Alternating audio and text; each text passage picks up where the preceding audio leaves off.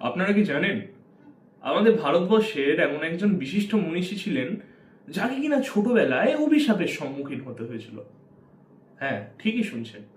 ঘটনাটা হচ্ছে একটি 12 বছরের কিশোরের, যে কিনা শিবরাত্রির দিন এক উপোসকালে শিবের মাথা থেকে তুলে খেয়ে ফেলেছিল একটি বেলপাতা। ঠিক সেই সময় সেই পুজোর পুরোহিত ছিলেন ব্রজকিশোর রায়। এই ব্রজবিনোদ রায়ই দিয়ে বসলেন এই 12 বছরের কিশোরটিকে এক ভয়ঙ্কর অভিশাপ। তিনি বললেন যে সে নাকি হবে ধর্মচ্যুত, সে নাকি কোনো সংস্কারই মেনে চলবে না।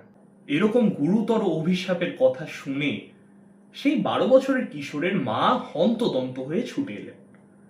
ঠিক সেই সময়ই তিনি তার শ্বশুর মশাইয়ের পা ধরে পড়লেন, বললেন যে তিনি কি অভিশাপ দিলেন। বৌমার এরূপ আচরণে সেই শ্বশুরমশাই তাৎক্ষণিক তার ভুল বুঝতে পারলেন এবং তাকে বললেন যে অভিশাপ তো আর ফিরিয়ে নেওয়া যায় না।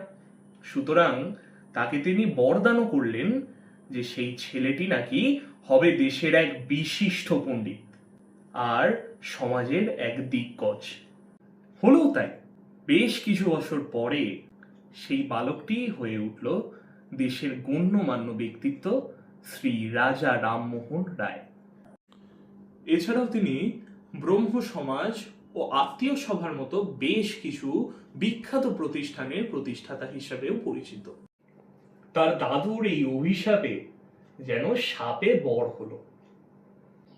তিনি 1829 খ্রিস্টাব্দে লর্ড উইলিয়াম বেন্টিংকে সহায়তায় বন্ধ করেছিলেন আমাদের দেশের এক প্রাচীনতম ও কুপ্রথা সতীদাহ প্রথা। রাজা রামমোহন রায়ের এই 254তম জন্মবার্ষিকীতে ভারতবাসী তথা বাঙালির তরফ থেকে তাকে জানাই সশ্রদ্ধা প্রণাম ও কুর্নিশ।